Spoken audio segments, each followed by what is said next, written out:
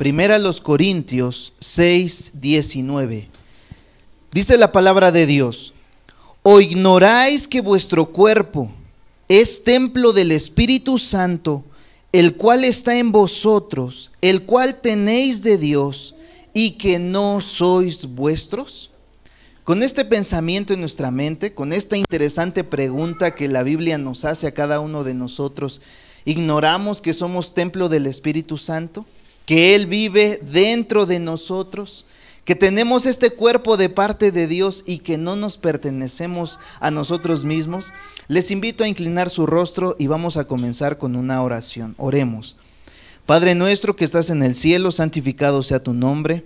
Gracias te damos porque en este día podemos invocarte, porque podemos acudir delante de tu presencia en búsqueda, Señor, de la información, en búsqueda de esa palabra viva y eficaz que puede entrar hasta lo más profundo de nuestro corazón y doblegar nuestra alma para poder entender las verdades del cielo. Hemos comenzado con el tema de este momento, Señor, abriendo la Escritura y leyendo esta interesante pregunta que tú nos haces a cada uno de nosotros. Y la pregunta que debemos de contestar es: ¿hasta dónde estamos conscientes de que nuestro cuerpo debe de ser el templo de tu Santo Espíritu? Por eso hemos llegado aquí para contestar esta pregunta, para que tú nos dirijas y nos guíes en el estudio de tu palabra y así podamos contestar con fidelidad como hijos tuyos, Señor, que este cuerpo sea completamente tuyo. En el nombre de Cristo Jesús, amén. Miren, en cierta ocasión,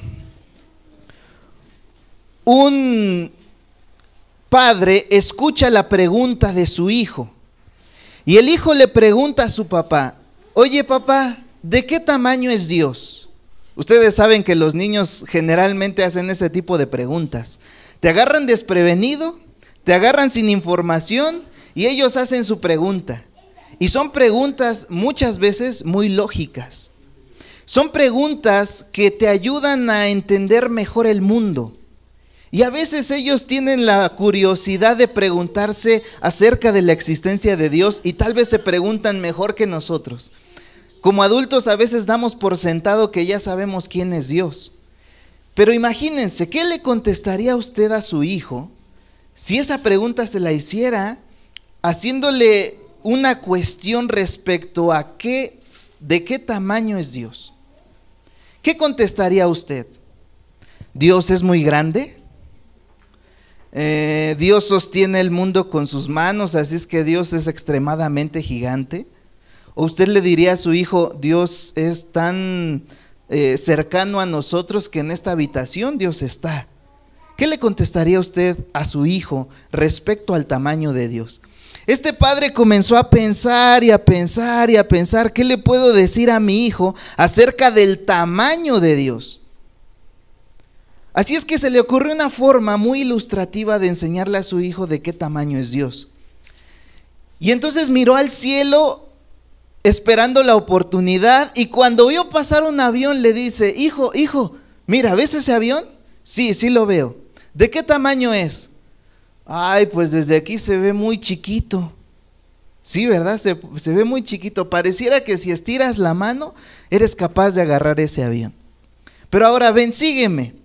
Subieron al auto, comenzaron el viaje, llegaron al aeropuerto, pasaron por una de las ventanillas del aeropuerto y entonces el niño vio los inmensos aviones que estaban moviéndose en la pista. Y le volvió a hacer la misma pregunta al padre al hijo: ¿de qué tamaño es el avión? Y ahora el niño dice: es muy grande, son enormes. Hijo, ¿por qué antes veías el avión pequeño y ahora lo ves en toda su dimensión y corroboras que el avión es gigante? ¿Por qué? Y el hijo contestó: es que lo veía de lejos y parecía chiquito. Y ahora que estoy de cerca, lo veo en su verdadero tamaño y me doy cuenta que son enormes. El padre contestó al niño: precisamente así es el tamaño de Dios. Cuando tú estés lejos de Dios, vas a ver a Dios pequeño. Vas a ver a Dios insignificante, vas a pensar que Dios no es capaz de ayudarte. Pero cuando tú logres estar cerca de Dios, entre más cerca logres estar, mayor será el tamaño de Dios para tu vida. El niño, estoy seguro que aprendió la lección. Y la pregunta es, ¿hoy ustedes y yo hemos aprendido la lección?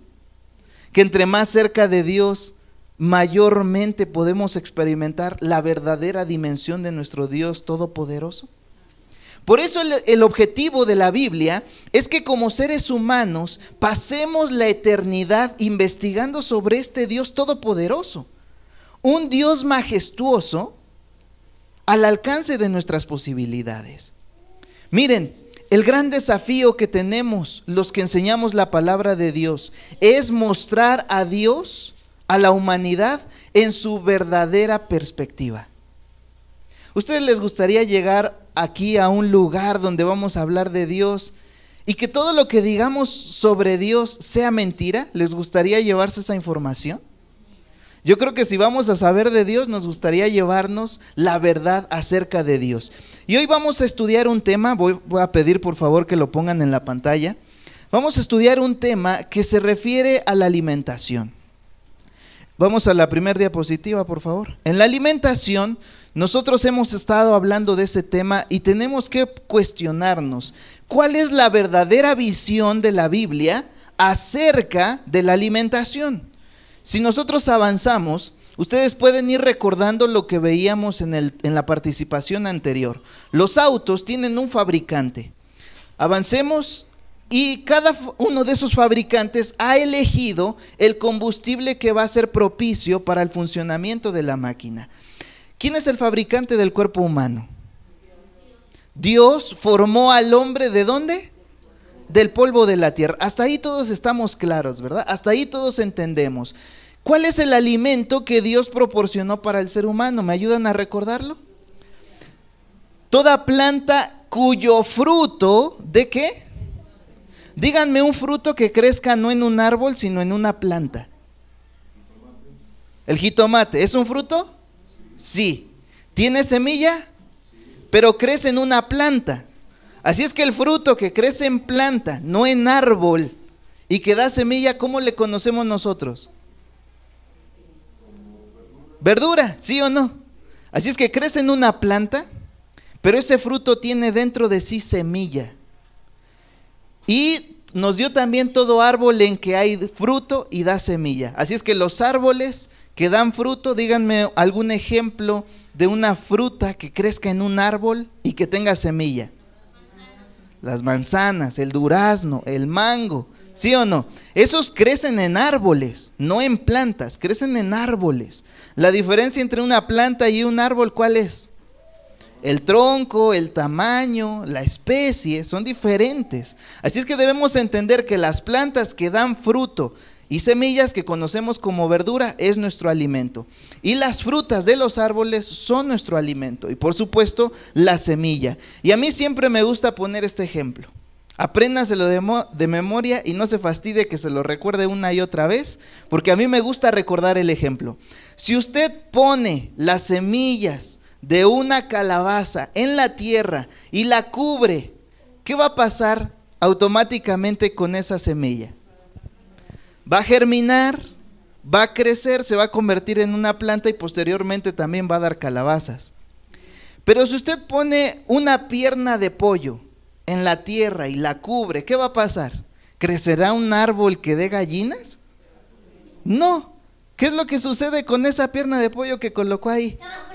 En lugar de generar vida, va a llegar a un estado de putrefacción, va a haber muerte y en automático eso es, ya no puede ser comestible para el ser humano.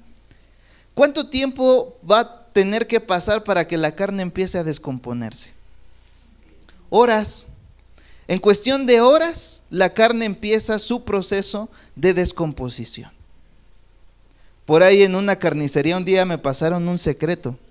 Dicen que para que el pollo se mantenga amarillo y pueda tener apariencia de estar sano, sumergen el pollo en cloro. No sé qué tan cierto sea eso, pero ustedes pasen por una pollería y generalmente siempre huele mucho a cloro.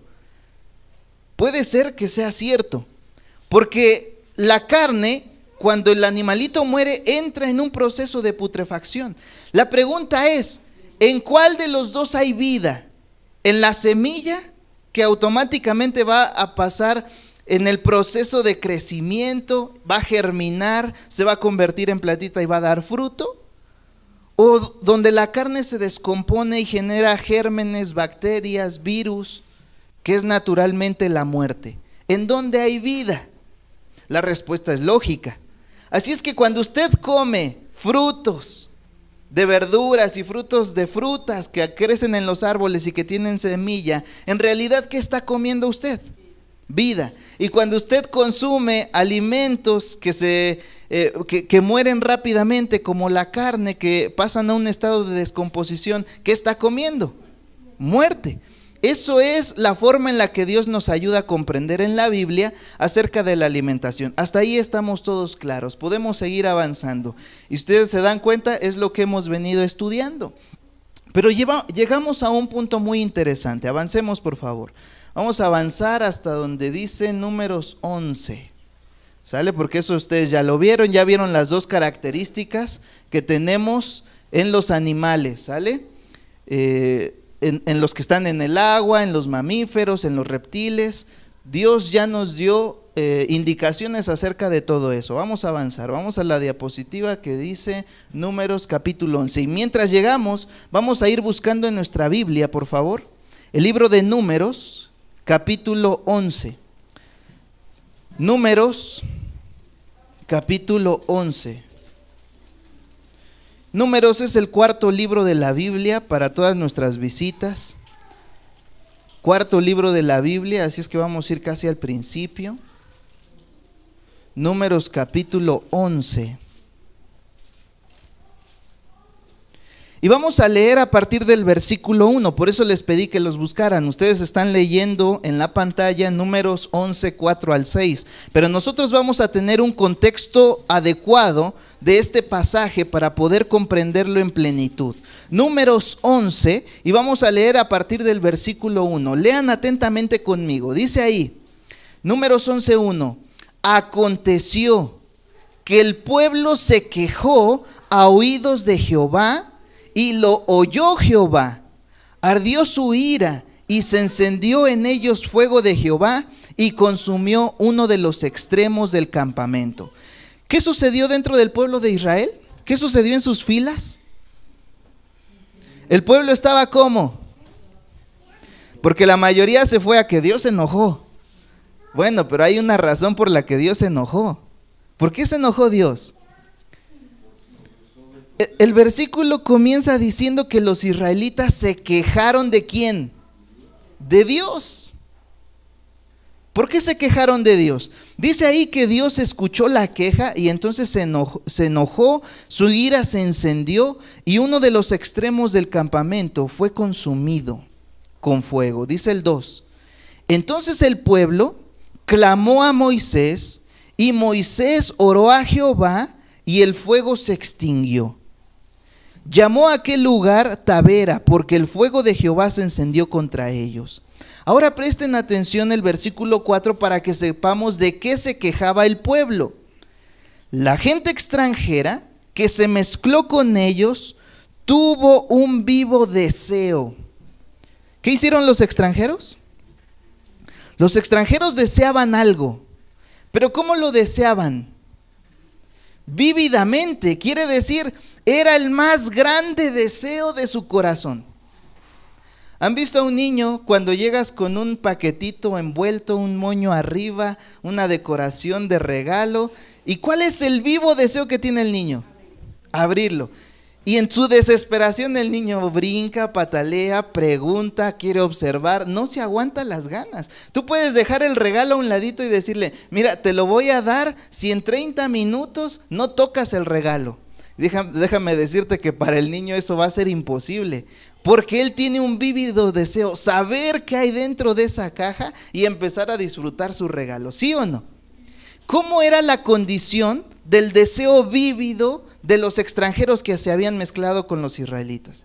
Era semejante a un niño, anhelaba con todas sus ganas, con todo su esfuerzo, obtener algo. ¿Qué era lo que ellos querían obtener? Sigamos leyendo, dice ahí: los hijos de Israel también volvieron a llorar y dijeron: ¿quién nos diera a comer qué? ¿Quién nos diera a comer carne? ¿Cuál era el vívido deseo de extranjeros y de israelitas? Y cuando a un niño no le compras lo que quiere, ¿qué hace el niño? Llora, patalea, se tira al piso, hace berrinche, porque anhela con todas sus fuerzas obtener aquello que no le quieres dar. ¿Qué hicieron los israelitas? ¿No hicieron berrinche? Lloraron y se quejaron porque no se les daba lo que querían. ¿Y qué era lo que querían? Carne. Curiosa petición, ¿verdad? Dice la palabra de Dios que este fue un problema. Dice el versículo 5: nos acordamos del pescado que comíamos, ¿dónde? En Egipto, del balde, de los pepinos, los melones, los puerros, las cebollas y los ajos. Así es que lo que ellos extrañaban eran los alimentos que ellos podían disfrutar en Egipto. Les pregunto, ¿eran alimentos aprobados por Dios? De acuerdo a la dieta original que leímos hace un rato acerca de Génesis 1:29, ¿eran alimentos aprobados por Dios? No, la carne no era propia de lo que Dios anhelaba para ellos. Entonces viene a nosotros una reflexión. Lo que tenemos que llegar a concluir en este momento es: ¿será que Dios anhela que ustedes y yo comamos carne? ¿Sí o no? ¿Dios es un Dios que permite a su pueblo comer carne? ¿Sí o no? Son preguntas que tenemos que hacernos para poder entender a Dios. Recuerden, necesitamos estar cerca de Dios para ver la verdadera dimensión del Creador. Si ustedes y yo solo vemos a Dios de lejos, vamos a pensar que Dios es pequeñito, que Dios es chiquito. Necesitamos ver a Dios en su verdadera dimensión. La pregunta es: ¿Dios desea que los seres humanos tengan como parte de su dieta la alimentación a base de carne? Dice la Biblia que Dios estaba enojado por la petición que hicieron ¿quiénes?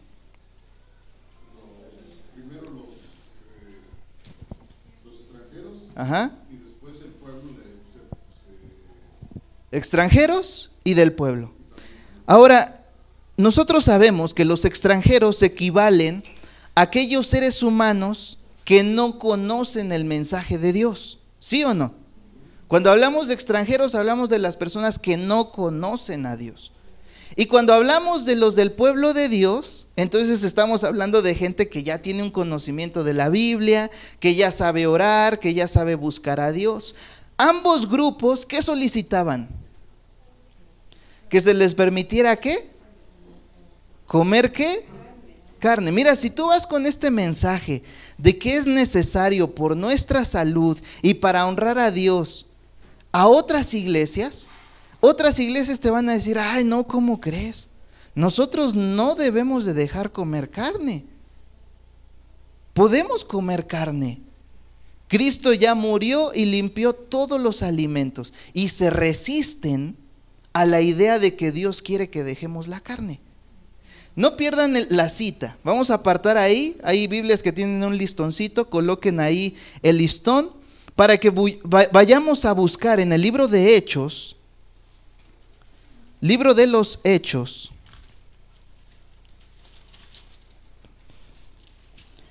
Capítulo 10. Hechos, capítulo 10. Y vamos a leer a partir del versículo 9. Y aquí vamos a leer el relato del apóstol Pedro. Hechos, capítulo 10, versículo 9. El que aparece en la escena, recuerden, no se les olvide por favor, es el apóstol Pedro. Algunos reconocen el ministerio del apóstol Pedro como el primer líder que Dios le dio a la iglesia. Y eso es correcto. Algunos incluso van más allá y dicen que Pedro es el primer papa dado a la iglesia. Bueno, si Pedro es un líder, que de eso todos estamos de acuerdo, el primer líder de la iglesia apostólica, es bueno que sigamos su ejemplo y sus enseñanzas, ¿sí o no? ¿Cuántos están de acuerdo? Si Pedro es un líder de la iglesia primitiva, es bueno que sigamos su ejemplo. Por eso tenemos en Pedro importantes mensajes. Ustedes quieren conocer los mensajes de Pedro, vayan al libro de Hechos, vayan a las cartas del apóstol Pedro y ustedes van a saber qué pensaba Pedro acerca de Dios. ¿Pedro caminó con Jesús? ¿Fue parte de los 12 discípulos? ¿Qué tan cerca estuvo Pedro de Dios? Muy cerca. Así es que si alguien nos puede transmitir la verdadera dimensión de Dios, como en la ilustración del principio, es Pedro. Y dice la escritura, versículo 9, al día siguiente, mientras ellos iban por el camino, se acercaban a la ciudad. Pedro subió a la azotea para orar cerca de la hora sexta.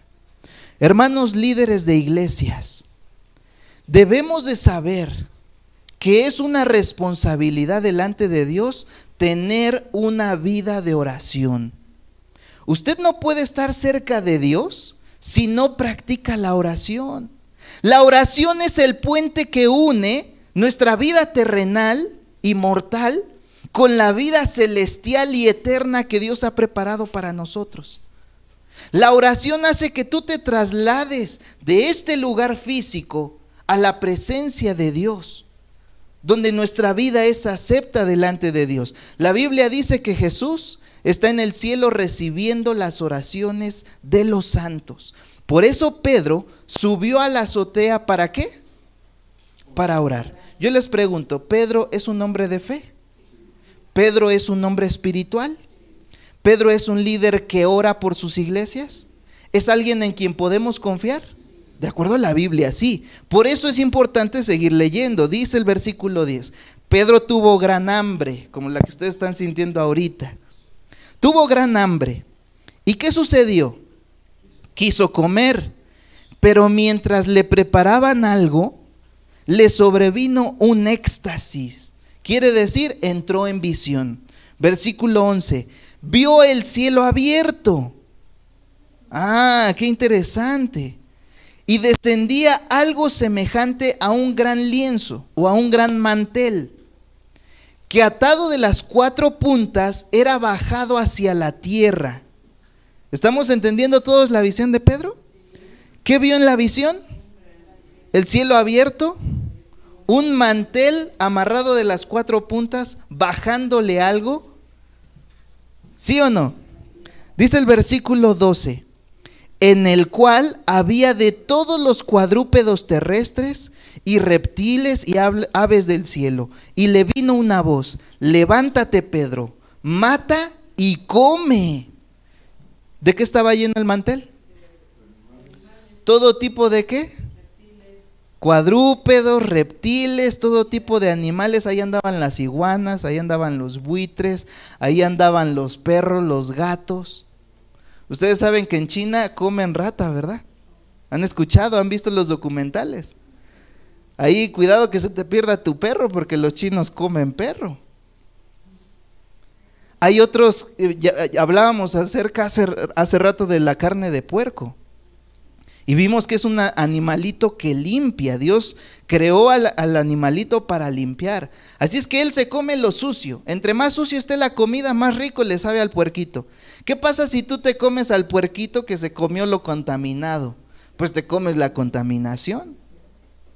Y dicen los datos científicos que una persona que deja de comer cerdo se libra por lo menos de 75 enfermedades relacionadas con el consumo de carne de cerdo. Pero ahí en el lienzo que Pedro vio venía un puerquito. Y la indicación que se le da a Pedro, ¿cuál fue? Pedro, mata y come. Y entonces los hermanos de otras iglesias dicen, ahí está. Sí podemos comer, porque hasta el primer líder de la iglesia cristiana se le dijo, mata y come. Y entonces vean lo que dice la Biblia que contestó Pedro. Pedro dijo: Señor, no, porque ninguna cosa común, otras versiones dicen ninguna cosa impura, inmunda, contaminada, he comido jamás. Yo les pregunto, ¿era un hábito para Pedro el consumir la carne de estos animales? No. Eso lo tenía bien claro. Incluso escucha una voz del cielo que le dice: mata y come, y él opone resistencia. Dice el versículo 15: le habló la segunda vez y le dijo: lo que Dios limpió, no lo llames tú ¿qué? Entonces dicen otras iglesias: ahí está, sí podemos comer porque Dios ya los limpió. Solo con que tú ores el alimento ya se limpia y puedes comer. Dice el versículo 17: mientras Pedro dudaba dentro de sí qué sería la visión que había visto, he aquí los hombres que habían sido enviados por Cornelio. Cornelio era un hombre que trabajaba para el ejército romano, y dice que preguntaron por la casa de Simón y llegaron a la puerta, y llamando preguntaron si Simón, que tenía por sobrenombre Pedro, posaba allí. Mientras Pedro pensaba en la visión, el Espíritu le dijo: he aquí tres hombres te buscan, levántate pues y desciende y no dudes ir con ellos, porque yo los he enviado. Ese fue el mensaje que recibió. La Biblia dice que Pedro escucha a estos tres hombres, y el mensaje que ellos traían de Cornelio es: ¿qué crees, Pedro? Allá en casa, nuestro amo tiene una casa grande, ha reunido a toda su familia, y todos los días nos reunimos ahí para estudiar la palabra de Dios. Hermanos, eso es un milagro. Eso es un hecho extraordinario, eso es un hecho sorprendente. En un mundo donde la gente no quiere saber quién es Dios, la Biblia dice que Cornelio en su casa tenía un grupo de estudio. No solo estudiaba él y su familia, sino que los que trabajaban con él también estudiaban con él, sus amigos, sus vecinos. Era un grupo grande de personas que querían saber más de Dios. Impresionantemente, Pedro había tenido antes esa visión. Y vean lo que dice la Escritura. Vamos a adelantarnos un poquito.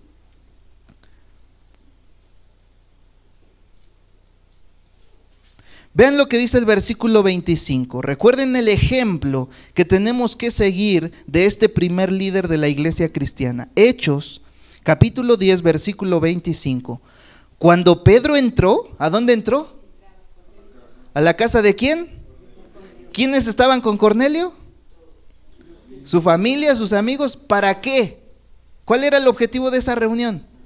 Estudiar la palabra de Dios. Así es que cuando Pedro entró, salió Cornelio a recibirle y postrándose a sus pies lo adoró. Pero vean lo que dice el 26. Pedro le dijo: levántate, pues yo mismo también soy ¿qué?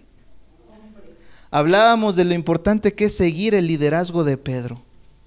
Y a Pedro Cornelio se le arrodilla para adorarlo. Yo creo que hasta le quiso besar la mano, quiso reverenciar a este discípulo tan importante. ¿Y qué dijo Pedro?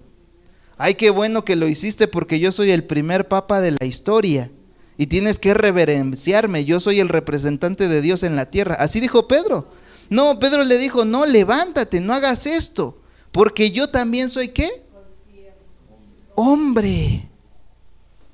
La adoración solo a quién debe de ser, hermanos. Esa es la enseñanza de Pedro, esa es la enseñanza de toda la Biblia. Dice el 27, hablando con él, entró y halló a muchos que se habían reunido. ¿Cuántos había ahí? Muchos. Y entonces Pedro comienza la plática con ellos. Dice el 28, les dijo: vosotros sabéis cuán abominable es para un judío juntarse o acercarse a un extranjero. Pero a mí me ha mostrado Dios que ningún hombre llame común o inmundo. ¿Cuál fue la enseñanza de Pedro? Lo que él aprendió con ese manto que bajaba con animales impuros y que le dijeron, Pedro, mata y come, ¿se refería a alimentos? No, se refería a personas. Porque los judíos hasta hoy piensan que los extranjeros son menos que ellos. Piensan que los extranjeros no tienen oportunidad de ser salvos, no tienen derecho ni privilegio de conocer al Dios verdadero. Ellos como judíos se sienten únicos. Por lo tanto, para los judíos son los únicos que se pueden salvar. No hay otro pueblo que merezca a Dios fuera del pueblo judío. Yo les pregunto, ¿ese es el mensaje de la Biblia? ¿Selectivo, elitista, solo para unos y los otros pues que se rasquen como puedan? No, el mensaje de la Biblia es un mensaje de amor. Dios escogió una nación, pero es para que esa nación lleve la luz a todos los demás. Ese es el objetivo de Dios, que nosotros podamos tener salvación. Por lo tanto, la Biblia dice que la visión que recibió Pedro era para explicarle que este extranjero llamado Cornelio, romano, también necesitaba salvación y que él no tuviera problema de entrar a su casa y predicarle la palabra de Dios, porque la enseñanza de Dios es que el mensaje es para todos. Así es que vuelvo a la pregunta original. ¿Será que en la Biblia tenemos argumentos suficientes para decir que Dios quiere que comamos de todo? ¿Que la carne debe de ser un hábito, una necesidad en el ser humano? ¿Verdad que no? De acuerdo a la Biblia, nosotros tenemos que entender lo importante que es ver a Dios en su verdadera perspectiva. Y el deseo de Dios es que ustedes y yo cambiemos nuestra alimentación. Y eso lo vamos a entender en contexto del versículo que leímos, el primerito que leímos en esta participación. Recuerden, vamos volviendo a Números capítulo 11.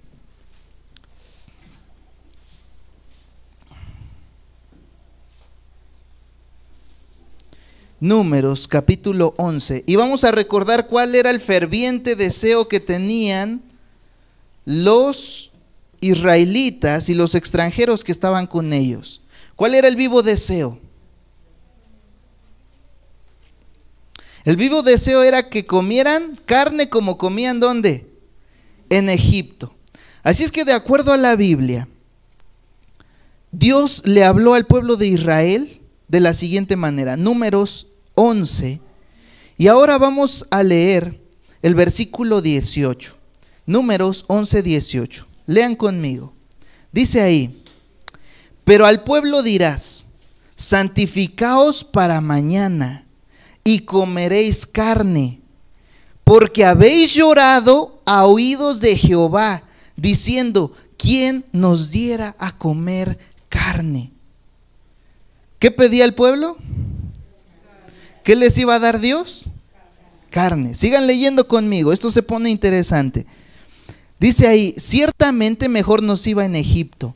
Jehová pues os dará carne y comeréis. Dice el 19, no comeréis un día, ni 2 días, ni 5 días, ni 10 días, ni 20 días, sino hasta 1 mes entero comerán carne hasta que os salga por la nariz y la aborrezcáis, por cuanto menospreciaste a Jehová que está en medio de vosotros y lloraste delante de él diciendo, ¿para qué salimos de Egipto? ¿Cómo respondió Dios ante el ferviente deseo, el vívido deseo que tenían los israelitas y los extranjeros? Bueno, pues les voy a permitir comer carne. No 1 día, no 5, no 20, sino ¿hasta cuánto?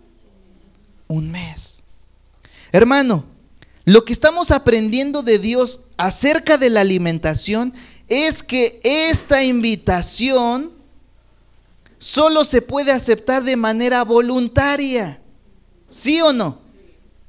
Mira, Dios intentó educar a su pueblo para comer diferente, pero el pueblo no quiso y Dios dijo, está bien, no quieren comer lo que yo les enseño, coman lo que ustedes desean. ¿Es Dios consciente de nuestra humanidad? ¿Es Dios consciente de nuestra debilidad como seres humanos? Gracias a Dios que Dios entiende tus deseos, el deseo de tu corazón. Así es que Dios les permitió comer carne. Pero ¿cuál iba a ser la consecuencia? Iban a comer tanta carne que iba a venir sobre ellos un problema de salud. ¿Qué iba a pasar con esa carne que habían comido? Se les iba a salir hasta por la nariz.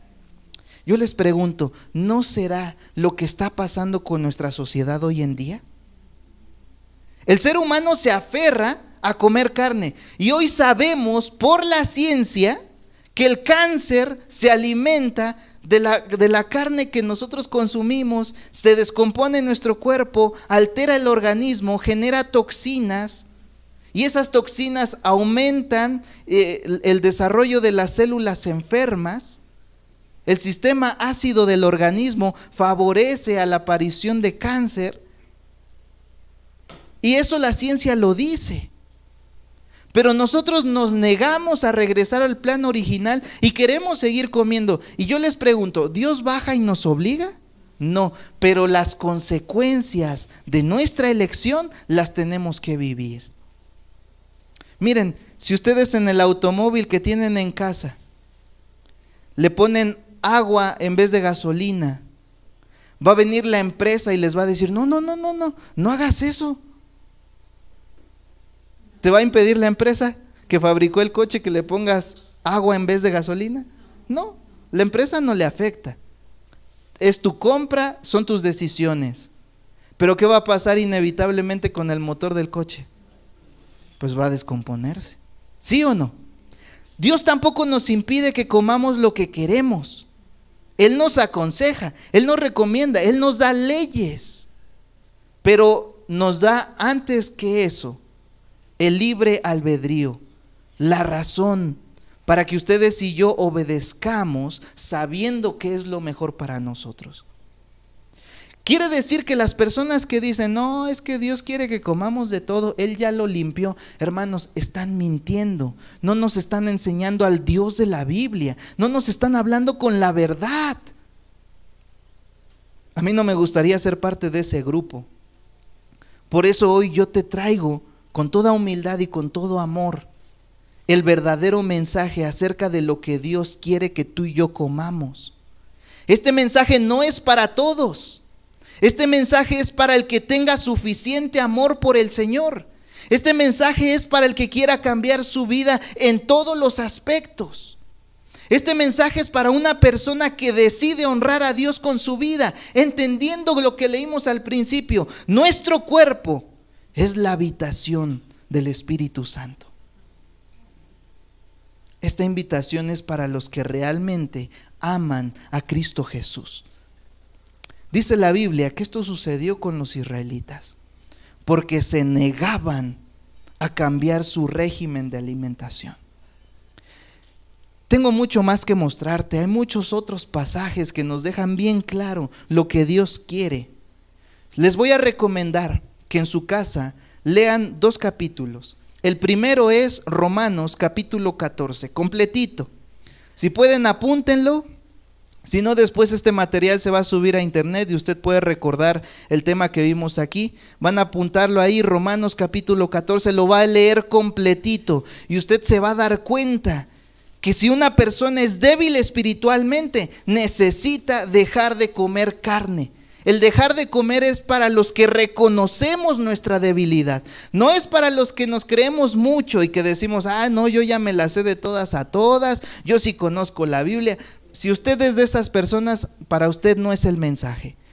Para usted es el mensaje, si usted reconoce que es débil, que es un ser humano que flaquea, que depende del poder de Dios todos los días, para usted es el mensaje de dejar la carne, porque vamos a tener un acercamiento con Dios, nos vamos a volver más espirituales, nuestros caracteres van a cambiar, vamos a reconocer más la mano de Dios en todas las cosas que suceden a nuestro alrededor, y solo así podremos estar en su presencia.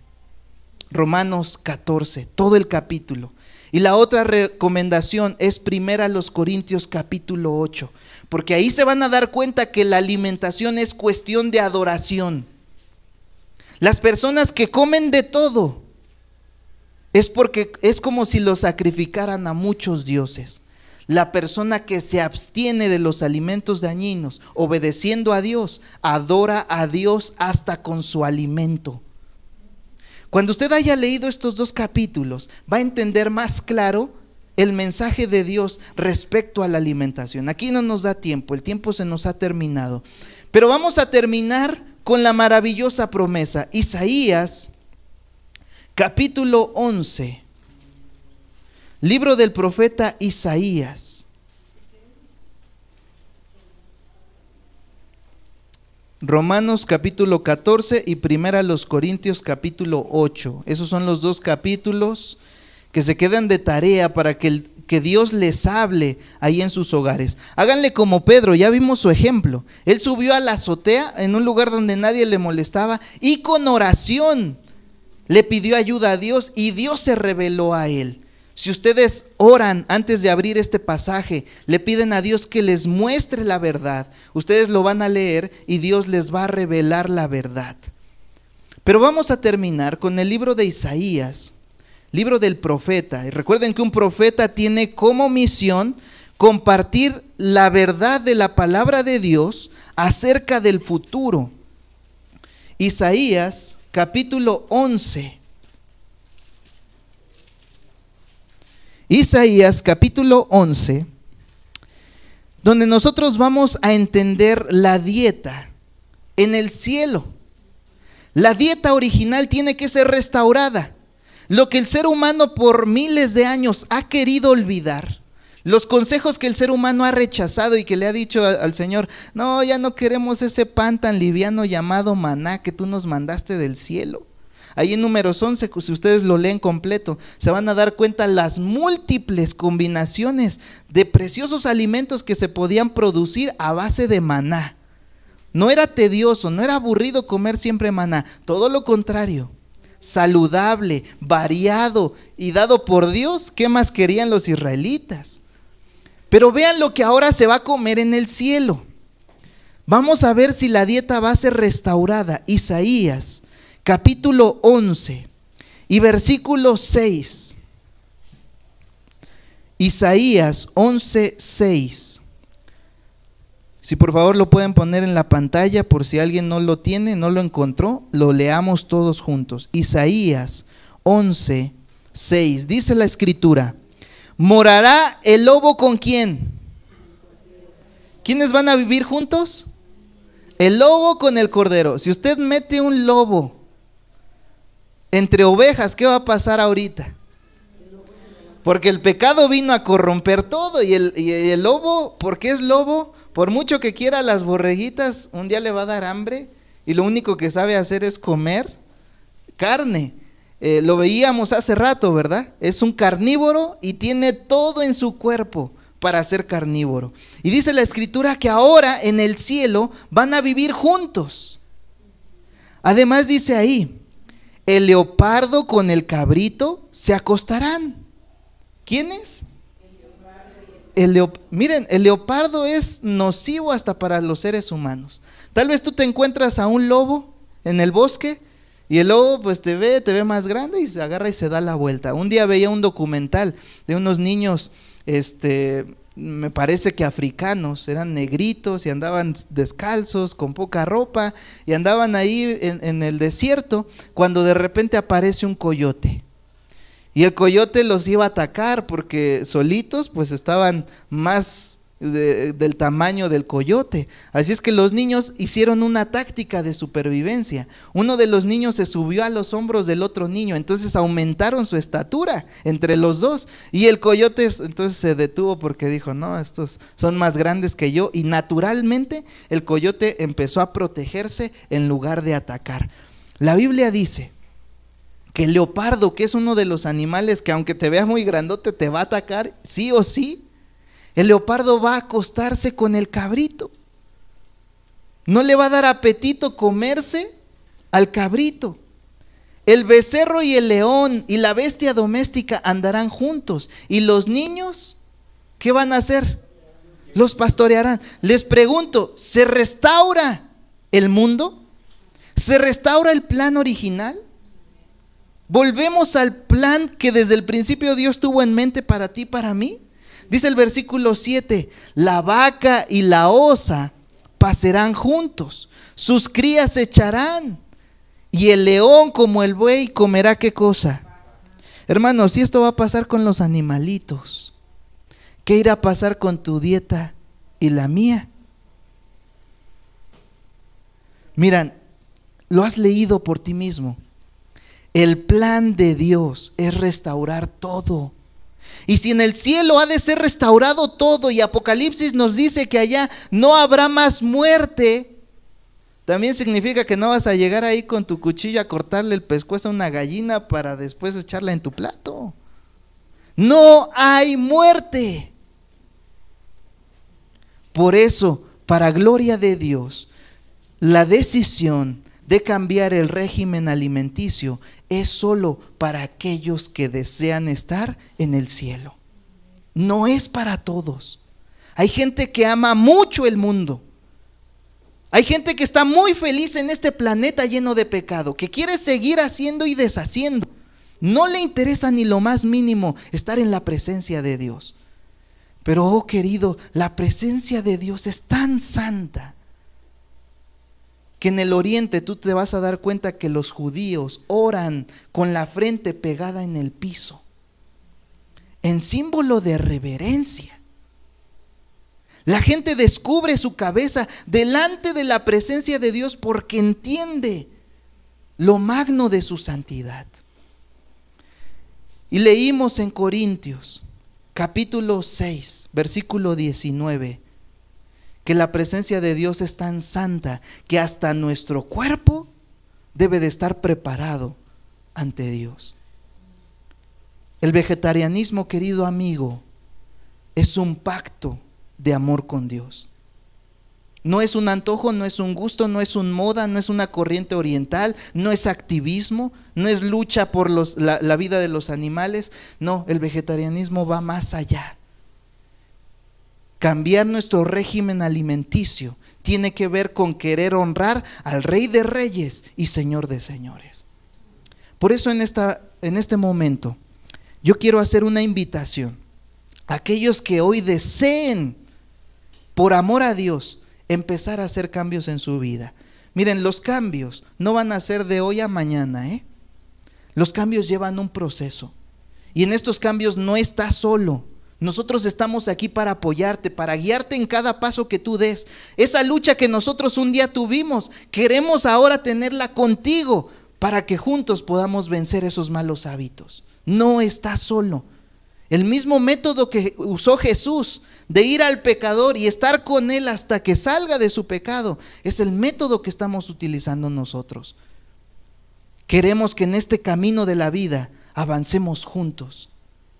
Por eso lo que queremos llamar en este momento, mientras Saulo se prepara para su participación, es que nosotros seamos llamados para adorar a Dios incluso con nuestro cuerpo. Que todo en nuestras células diga que le pertenecemos a Dios. Que nuestro semblante la gente pueda reconocer que adoramos al Dios verdadero, así como Daniel y sus amigos estando en Babilonia, con unos días de haber cambiado sus hábitos, 10 días de cambiar sus hábitos. La Biblia dice que ya su apariencia, su piel, su cuerpo era completamente diferente, y entonces todos en Babilonia supieron que Daniel y sus 3 amigos adoraban al Dios verdadero. La alimentación es cuestión de adoración.